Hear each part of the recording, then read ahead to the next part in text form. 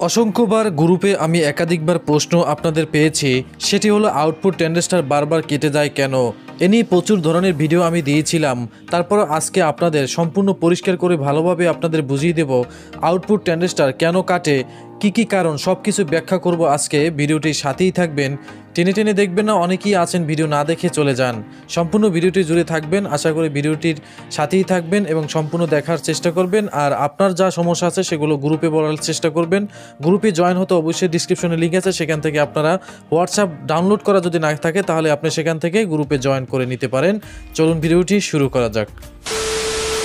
প্রথমে আমরা আলোচনা করব আউটপুট ট্রানজিস্টর কোনগুলো লাগাবেন এবং কোন কোন দিকগুলো রয়েছে সেগুলো একটু বিস্তারিত আলোচনা করতে চাই। পরবর্তীতে আমরা সার্কিটের সাথে আলোচনা করব, সার্কিটে যে ত্রুটি আছে সেই ত্রুটির জন্য হতে পারে। তো প্রথম আমরা ট্রানজিস্টর নিয়ে আলোচনা করি। দেখতে পাচ্ছেন D2499 এই আউটপুট ট্রানজিস্টরটি, এটি একটি কমন। তো 2499 আপনারা যাই থাকুক, চায়না সেটে বেশিরভাগই 2499 লাগানো যায়। যখন বারবার কেটে যাবে 2499 লাগাবেন, কিন্তু এখানে একটা কথা আছে, 2499 অরিজিনাল যে মসফেট পাওয়া যায়, এটা আপনি মার্কেটে যখন যাচাই করবেন তখনই পাবেন। এটা অরিজিনালটা লাগাতে হবে। অনেকে কম দামেরটা লাগায়, এ কারণে বারবার কেটে যেতে পারে। ভালো মানের এখানে আউটপুট ট্রানজিস্টর লাগাবেন। 2499 না থাকলে আপনি 5202 লাগাতে পারেন। 5202 লাগালেও কিন্তু কাজ হয়। এটা যদি না হয় তাহলে আপনি পুরান সার্কিট থেকে খুলে আপনি লাগাতে পারবেন। এরপর 1803ও আপনি লাগাতে পারবেন।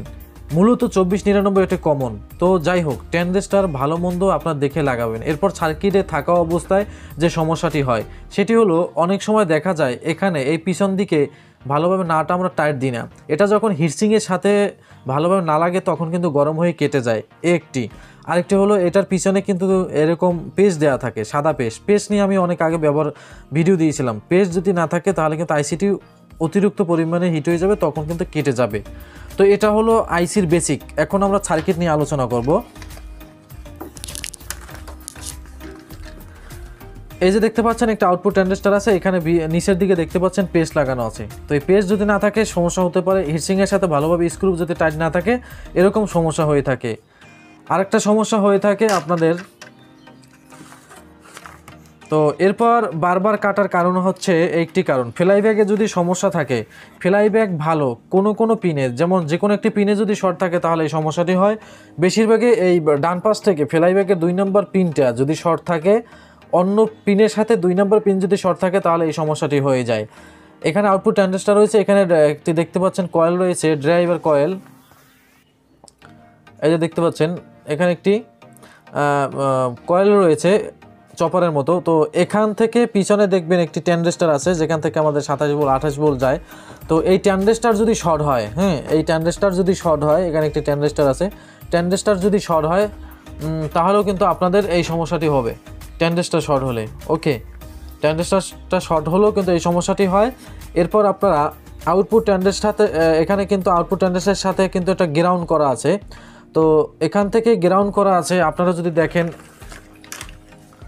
এই যে দেখেন এখানে বুস্টার পিএফ বলে, এই যে বুস্টার পিএফের সাথে দেখতে পাচ্ছেন এখানে কিন্তু আমাদের গ্রাউন্ডের সাথে কানেক্ট করা আছে। মূলত বেশিরভাগই কিন্তু এই পিএফগুলো খারাপ হয়ে যায়।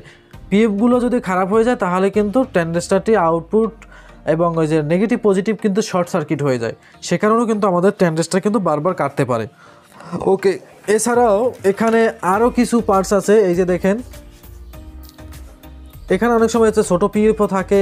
আর এই যে দেখতে পাচ্ছেন পাশে এই একটা ডায়েট রয়েছে, এই ডায়েটটার জন্য মূলত এরকম সমস্যা হয়ে যেতে পারে। আর ফ্লাইব্যাগে সমস্যা হলে তো হবেই। এরপর অনেক সময় দেখা যায় 180 ভোল্টেজ, এখানে যেহেতু একটা 180 ভোল্টেজ হাই ভোল্টেজ থাকে, 180 ভোল্টেজ যদি সমস্যা হয় সেক্ষেত্রে ফ্লাইব্যাগ শর্ট হতে পারে। আর ফ্লাইব্যাগ যদি শর্ট হয় তাহলে আউটপুট ট্রানজিস্টরও শর্ট হতে পারে। ওকে, এরপর দেখবেন আরেকটা সমস্যা হলো,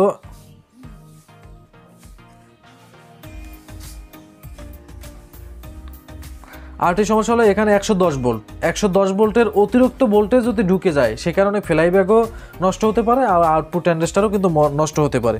তো আউটপুট ট্রানজিস্টর নষ্ট হওয়ার পিছনে যে কারণগুলো বললাম, এর পিছনে অনেক ছোটোখাটো কাজ থাকে যেগুলো আমরা সার্কিট আপনাদের কাছে দূরে থাকে সেই জন্য আমরা বুঝি না। ছোটোখাটো এখানে অনেক পার্টস আছে, ডায়োড আছে, এখানে অনেক সময় আবার প্রিন্টও ফাটা থাকে। প্রিন্ট ফাটা থাকলে আপনাদের কাজ করবে না।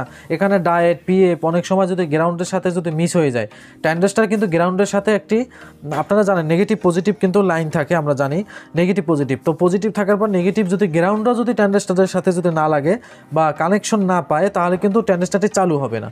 তো গ্রাউন্ড কিন্তু পেতে হবে। অনেক সময় ট্রানজিস্টর লাগালেও কাজ হয় না, আপনারা গ্রাউন্ডটা এখান থেকে সংযোগ আছে কিনা সেটা দেখে নেবেন। এছাড়াও এখানে রেজিস্ট্যান্স এবং ডায়েট আছে এবং এই যে বুস্টার পিএফ আছে, এগুলো আপনারা চেক করবেন। এগুলোর জন্য বারবার কিন্তু আউটপুট ট্রানজিস্টর কাটতে পারে। আর ভালো মানে আপনারা আউটপুট ট্রানজিস্টর লাগাবেন, আর তাহলে এই সমস্যাটি আর হবে না। আর এছাড়া আপনার পুরাতন সার্কিটে এই ট্রানজিস্টরগুলো ভালো মানের ট্রানজিস্টরগুলো পাওয়া যায়।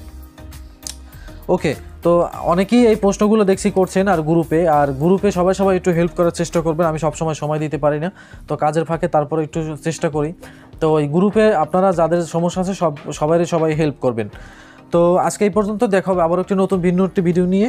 ততক্ষণে ভালো থাকেন, আল্লাহ হাফেজ।